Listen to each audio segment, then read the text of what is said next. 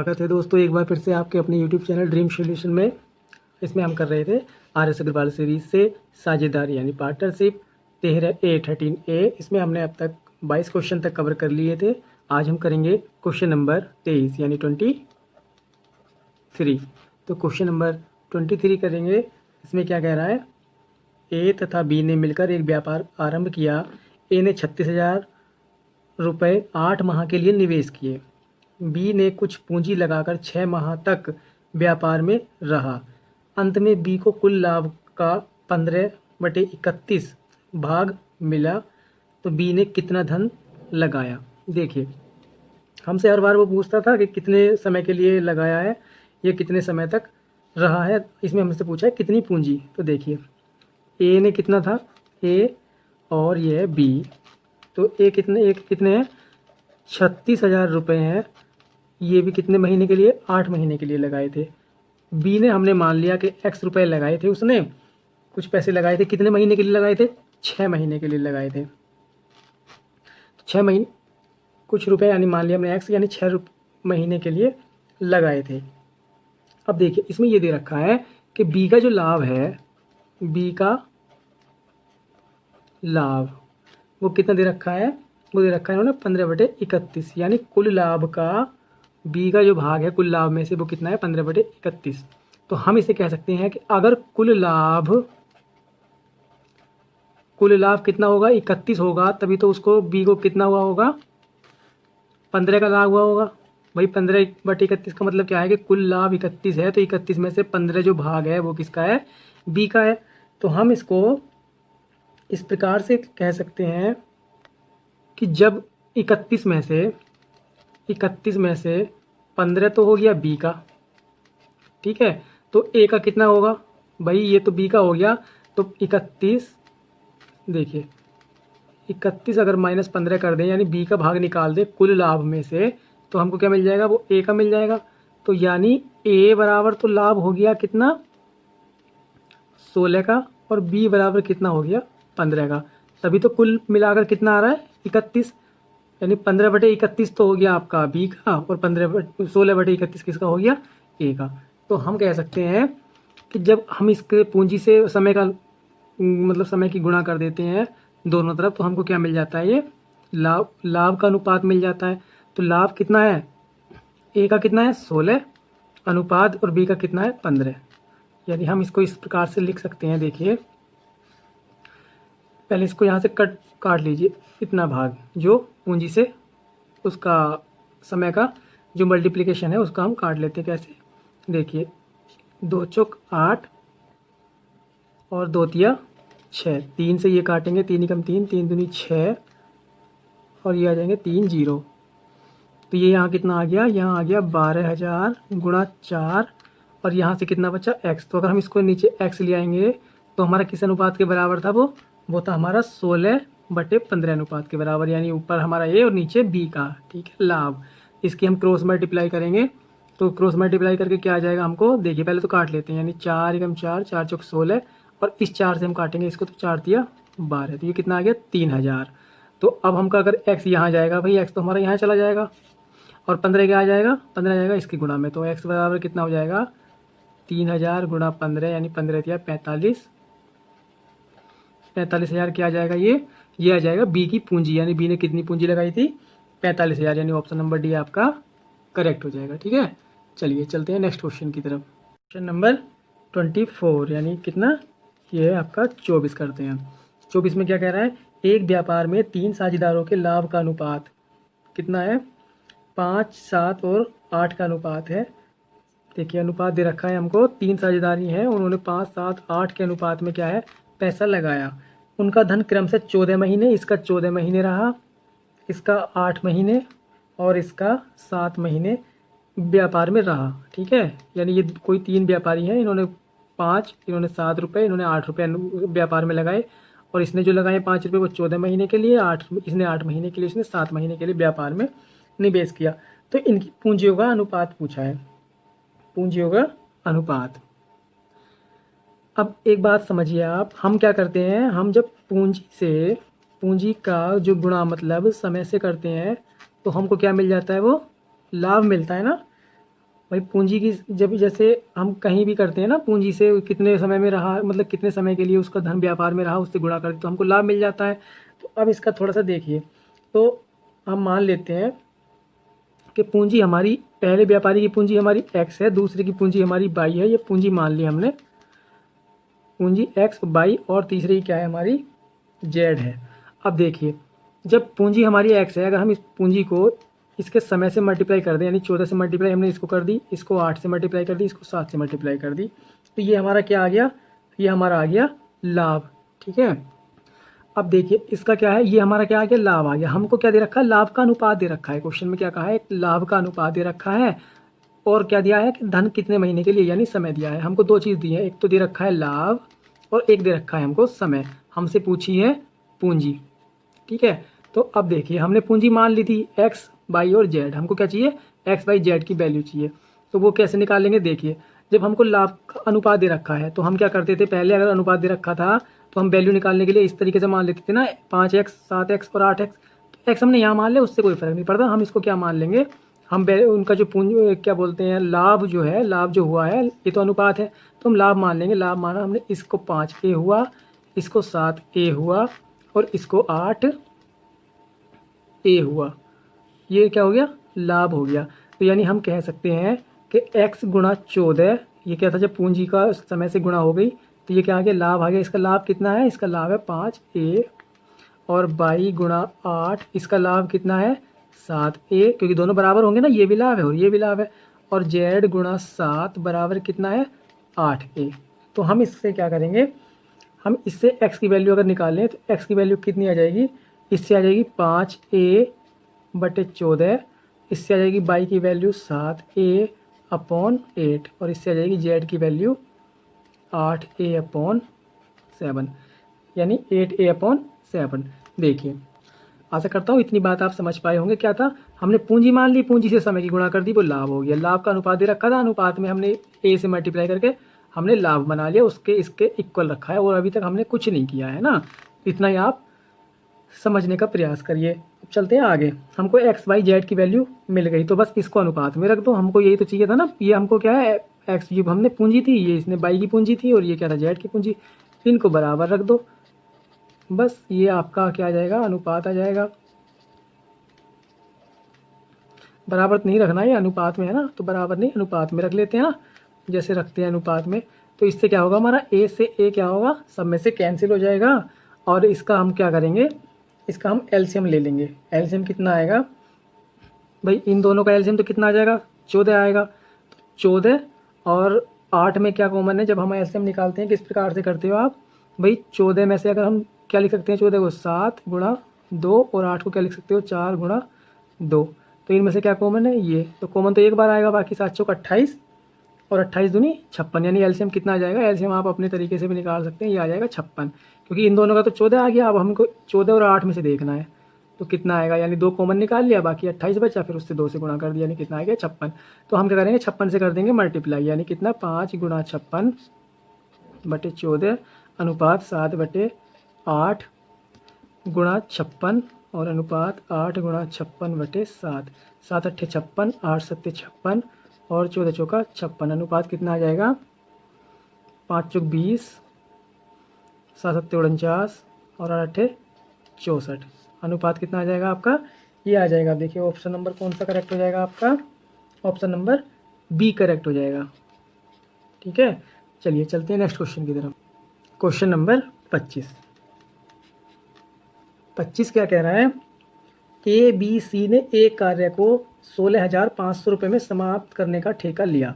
अब ए तथा बी ने मिलकर कुल कार्य का 7/11 भाग समाप्त कर दिया तथा शेष कार्य सी ने किया, तो इस धन में से सी का भाग कितना है। अब एक बात बताइए कि देखो, ए तथा बी ने मिलकर, ए प्लस बी ने मिलकर 7/11 कार्य पूरा किया है, पूरा किया किसने, ए तथा बी ने कितना किया, 7/11। अब हम कह सकते हैं, क्योंकि ये कुल मतलब 7/11 का मतलब क्या है कि 11 में से 7, यही तो होता है ना भाई, नीचे जो हर होता है अगर हम भिन्न को पढ़ें तो कि 11 में से 7, यानी ए प्लस बी ने कितना कार्य पूरा किया है, वो किया है 7, कितने में से, 11 में से। तो यानी कुल कार्य ये कितना होगा, ये आपका कुल होगा। कुल कार्य कितना होगा, ये 11 होगा। जिसमें से 7 किसने कर लिया, ए प्लस बी ने। तो जब 11 में से 7 तो ए प्लस बी ने कर लिया, तो बाकी कितना बचा, 11 माइनस 7, वो कितना बचा, 4 बचा, जिसको क्या पूरा करेगा। तो ये 4 किसका हो गया, ये हो गया हमारा सी का, और 7 किसका है, ए प्लस बी का। तो हमको क्या चाहिए, हमको चाहिए सी का भाग। यानी ये हम अगर इसको 2 अनुपात में बांटें तो एक अनुपात में तो ये आ गए ए प्लस बी, और दूसरे में क्या आ गए सी। हमको क्या चाहिए, सी का भाग चाहिए। तो यानी 7, अगर इन्होंने जब 7 कार्य मतलब सब कार्य का 7 भाग किया है तो 7 भाग का पैसा लेंगे, और सी ने क्या किया है, 4 भाग किया है तो 4 भाग का पैसा लेंगे। यानी कुल कितना है, 7 4 11 है ना। तो और धन कितना है, कुल 16,500। कितना है, 16,500। क्वेश्चन नंबर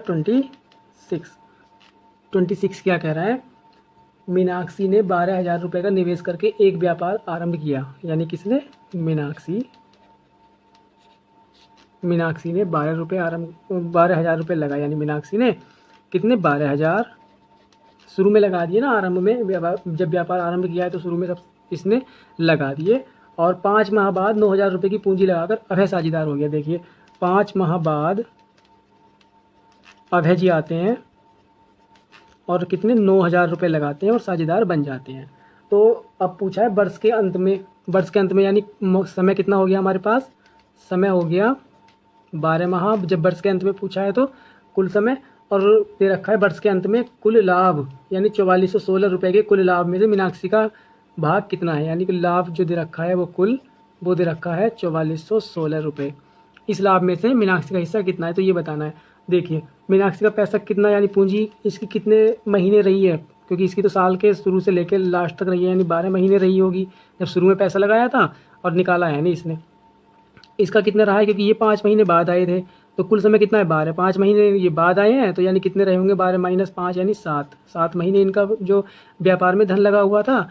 तो अब देखिए इसको अगर हम काट दें तो ये कितना जाएगा, 3 जीरो ये चले जाएंगे, 3 तिया 9 और 3 चौक 12, ये जब अनुपात बनाते हैं तो, और 3 चौक 12 यानी 4 चौक 16, अनुपात यहाँ कितना रह गया, 7। अनुपात कितना आ गया, 7। यानी कुल कितना है, 23 में से 16 तो मीनाक्षी का भाग है और 7 किसका है, अभय का। तो हमको क्या चाहिए, हमको चाहिए 16 की वैल्यू। तो 23 की वैल्यू कितनी दे रखी है, कुल लाभ तो दे रखा है 4416, हमको चाहिए 16 की वैल्यू। तो यानी 16 की वैल्यू अगर हमको चाहिए मीनाक्षी की, तो कैसे निकालेंगे, देखिए 4416 गुणा 16 से गुणा कर दी, और जो टोटल था उससे क्या कर दी, भाग कर दी। तो ये चला जाएगा 23 कम 23, बचेंगे कितने आपके, ये बच जाएंगे आपके 21, और ये हो जाएंगे 211, तो 23 नमा 260, ठीक है, और 4 बचेंगे, 23 दूनी 46, यानी ये कितना आ जाएगा, 192 गुणा 16, और ये आ जाएगा आपका, जब इसकी गुणा करेंगे तो 3072, यानी ऑप्शन नंबर सी आपका करेक्ट हो जाएगा। ठीक है फ्रेंड्स, चलिए चलते हैं नेक्स्ट क्वेश्चन की तरफ। देखिए क्वेश्चन नंबर 27 क्या कह रहा है, प्रभा ने 32,000 का निवेश करके एक व्यापार आरंभ किया। 5 माह बाद 22,000 की पूंजी लगाकर अमित साझेदार हो गया। वर्ष के अंत में 16,409 रुपये के कुल लाभ में से प्रभा का भाग कितना है। Same as it is question है फ्रेंड्स, केवल वैल्यू चेंज है 26 के जैसा। तो ये क्वेश्चन आप करेंगे, ये आपका होमवर्क रहा, ठीक है, या कोशिश करिए। सेम क्वेश्चन है, ऐसे क्वेश्चन आप पहली वीडियो में भी आप काफ़ी कर चुके हैं, ठीक है। चलिए तो अब करते हैं क्वेश्चन नंबर 28। क्वेश्चन नंबर 28 क्या कह रहा है, 28 क्या कह रहा है, ए ने 45,000 रुपये के निवेश से एक व्यापार आरंभ किया। ए ने क्या किया, 45,000 रुपये लगाए और एक व्यापार आरंभ किया। कुछ समय बाद बी 54,000 रुपये का निवेश करके उसका साझेदार हो गया। देखिए बी भी आता है और हमको ये नहीं पता कि वो कितने समय बाद आता है। उसने 54,000 रुपये लगाए और व्यापार में साझेदार हो गया। यदि व्यापार में होने वाले लाभ को वर्ष के अंत में उसने 2:1 में बांटा गया हो तो कितने महीने बाद बी व्यापार में साझेदार बना। देखिए जब वर्ष के अंत में कहा है तो समय कितना हो गया, 12 महीने। तो ये तो शुरू में था, तो ये तो पूरे 12 महीने इसका धन रहा है। इसका क्या था, हमने ये इसमें पूछा है क्वेश्चन में कि कितने महीने बाद वो व्यापार में साझेदार बना। तो भाई हम जब कैसे निकालते हैं कितने महीने बाद, अगर हम कहें कि 5 महीने बाद वह व्यापार में आता है तो कितने महीने उसका धन रहता है। यानी हम ये कह सकते हैं कि कितने महीने बाद व्यापार में जो अगर आया होगा तो वो 12 में से कम करते हैं ना, तो हमने मान लिया कि वो 12 माइनस एक्स होगा। यानी समय अगर 12 है तो हम क्या करेंगे, यहाँ जो गुणा करते हैं हम तो वो उसकी गुणा करते हैं ना कि कितने महीने वो व्यापार में रहा है। तो अगर एक्स महीने बाद आया है तो हम क्या कहेंगे, कितने महीने, देखो अगर एक्स महीने बाद आया है तो एक्स महीने बाद जब व्यापार में उसने अपना धन लगाया तो कितने महीने रहा होगा, क्योंकि जो जितने महीने बाद आता है उसको क्या कर देते हैं हम 12 में से माइनस कर देते हैं। तो वही हमने किया।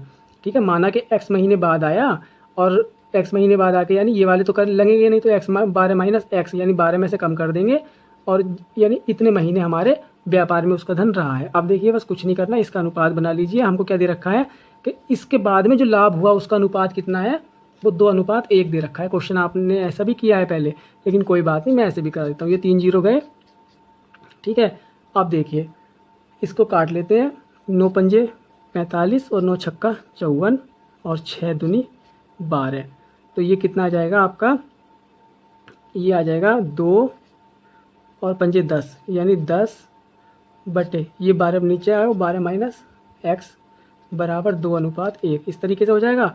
तो अब हम इसको काटेंगे, 2 एकम 2 और 2 पंजे 10, तो ये कितना आ जाएगा 5 बराबर 12 माइनस एक्स आ जाएगा। अब एक्स को इधर ले आते हैं तो एक्स तो आगे इधर प्लस का हो गया, तो ये 12 माइनस 5 यानी कितना, 7 महीने बाद वो कितना व्यापार में आया था। यानी वो अब उसमें क्वेश्चन में ये पूछा है, तो हमको क्या चाहिए थी ना, एक्स की वैल्यू चाहिए थी, क्योंकि 12 माइनस एक्स क्या था, जितना धन हमारा व्यापार में लगा। अगर वो पूछता कि व्यापार में कितने महीने रहा है तो हम निकाल देते 12 माइनस 7, यानी कितना आ जाता, 5 महीने उसका धन व्यापार में रहा है। और कितने महीने बाद आया, यानी हम एक्स महीने बाद आया था, यानी 7 महीने बाद आया। यानी ऑप्शन नंबर कौन सा आपका, डी करेक्ट हो जाएगा। ठीक है, क्वेश्चन नंबर 29 क्या कह रहा है, 4 ग्वालों ए बी सी डी ने मिलकर चरगाह किराए पर ली। एक चरगाह किराए पर ली। ए ने अपनी 18 गाय 4 महीने चराई, बी ने अपनी 25 गाय 2 महीने तक चराई, सी ने 28 गाय 5 महीने तक चराई और डी ने 21 गाय 3 महीने तक चराई। तो कुल किराए में से ए का भाग 3600 रुपये हो तो कुल किराया कितना है। अब देखिए 4 ग्वाले हैं, ए बी सी और डी, ये 4 ग्वाले हैं। इसके पास कितनी है, 18 गाय हैं। बी के पास हैं कितनी, 25 गाय, और सी के पास हैं कितनी, 28 गाय, और डी के पास हैं अपनी 21 गाय। देखिए अब जब इसने कितनी महीने तक चराई है, इसने चराई है कितना, 4 महीने तक। ए ने अपनी 18 गाय 4 महीने तक चराई है, बी ने अपनी 25 गाय 2 महीने तक चराई है। बी ने अपनी 25 गाय कितने, 2 महीने तक चराई, और सी ने अपनी 28 गाय 5 महीने तक चराई, और इसने डी ने अपनी 21 गाय 3 महीने तक चराई। तो अगर हम इनका अनुपात बनाएं तो ये कितना जाएगा, 72 50 और ये आ जाएगा 140 और ये आ जाएगा 21 या 63। ये अनुपात बनाएं तो अगर हम इसको कह सकते हैं कि कुल कितना आ जाएगा, इसका योग आ जाएगा 325। तो देखिए ए की वैल्यू हमको दे रखी है, ए की वैल्यू कितनी, कि ए का भाग जो है किराए में से, यानी कुल किराए में से ए का भाग जो है वो कितना है, 3600 रुपये। 3600 रुपये है ए का किराया, कितना है 3600 रुपये भाई, क्योंकि उसने क्या किया 4 महीने तक यूज किया है ना, 4 महीने तक अपनी 18 गाय यूज किए हैं, तो उसका कितना किराया जाना गया है, वो गया है 3600 रुपये। कितने का, 72 का है ना, यानी कितना 72 यूनिट की क्या है, 3600 रुपये है वैल्यू। तो हमको क्या चाहिए, कुल किराया, यानी 325 की अगर हम निकालें तो किस प्रकार निकालेंगे, 3600 गुणा कितना 325 और डिवाइड कर देंगे किससे, इसकी वैल्यू कितनी है 72 है ना ए की, तो ए से हम, यानी ये तो ए की वैल्यू हो गई ना, यानी 72 की वैल्यू हो गई, तो 72 से क्या कर देंगे, डिवाइड कर देंगे 72 से। तो जब हम अगर इसको करेंगे तो ये कितना चला जाएगा, 72 पंजे कितना होता है 360, तो ये 50 बार चला जाएगा। और जब 50 की इससे मल्टीप्लाई करेंगे तो ये आ जाएगा 16,250। कितना, तो कुल कितना था 325, तो 325 यानी कुल किराया कितना आ गया 16,250, यानी ऑप्शन नंबर सी आपका करेक्ट हो जाएगा। ठीक है, चलिए चलते हैं नेक्स्ट क्वेश्चन की तरफ। क्वेश्चन नंबर 30 यानी 30 क्वेश्चन में क्या कह रहा है, समियारा महिरा तथा कियारा ने डीवीडी का एक सेट 578 रुपये किराए पर लिया। तीनों ने मिलकर, यानी हम समीरा को एस, समीरा को क्या नाम है इसका, समियारा को मान लेते हैं एस, महिरा को मान लेते हैं एम और कियारा को मान लेते हैं के। भाई अब देखो, इन्होंने एक सेट कितना किराए पर लिया है, डीवीडी सेट एक 578 रुपये का किराए पर लिया, 578 रुपये का। यदि उन्होंने इसका प्रयोग क्रम से, भाई देखो ये करती है 8 घंटे उसका यूज, और ये करती है 12 घंटे, और ये करती है कितना 14 घंटे। डीवीडी सेट इन्होंने लिया किराए पर, तो इसने 8 घंटे यूज किया, इसने 12 घंटे और इसने 14 घंटे, ठीक है, यूज किया। तो कुल किराए में से कियारा को कितना देना होगा। देखिए तो ये दे रखा है कि कुल किराए में से कियारा, यानी कियारा को इस किराए में से कितना देना होगा। जब इसने 8 घंटे चलाया, इसने 12 घंटे, इसने 14 घंटे, तो अगर हम 2 से काट दें तो ये कितना आ जाएगा, 2 चौका 8, 2 छक्का 12 और 2 सत्ते 14, यानी कितना 6:7 की वैल्यू कितनी है, दोनों को अगर सबको जोड़ दे तो यानी 17 आ जाएंगी। यानी ये क्या है, कुल यूज इन्होंने इस अनुपात में यूज किया है डीवीडी सेट को, तो कुल यूज यानी कितना हुआ 17 घंटे, है ना। तो 17 घंटे यानी कुल 17 घंटे का किराया कितना है हमारा 578, यानी कुल किराया कितना है 578। तो हमको क्या चाहिए, कियारा वाला चाहिए ना, कियारा की वैल्यू कितनी है 7, उसने 7 के मतलब 14 घंटे यूज किया, तो यानी 7 के अनुपात में यानी 7 की वैल्यू चाहिए। तो 7 की वैल्यू कैसे निकालेंगे, 578 गुणा 7/17, कुल से कर देते हैं भाग। समझ पा रहे हैं आप। भाई इसने 8 घंटे, इसने 12 घंटे, इसने 14 घंटे चलाया था, तो 14 घंटे जब हमने इनको अनुपात निकाला तो यानी कितना आया, वो उसकी टोटल की वैल्यू 17 आई। यानी कुल की, यानी ऐसा मान लीजिए कि 17 घंटे अगर कुल चला तो कितने, 17 घंटे का किराया कुल कितना है, 578 रुपये पे करे हैं कुल किराए के।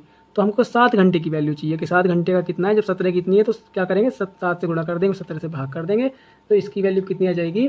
वही इसी को अगर 17 दिया 51 और 17 चौका 68, तो 34 गुणा 7 बराबर कितनी आ जाएगी, 238। तो कियारा ने कितना किराया पे करा, 238 रुपये, यानी ऑप्शन नंबर ए आपका करेक्ट हो जाएगा।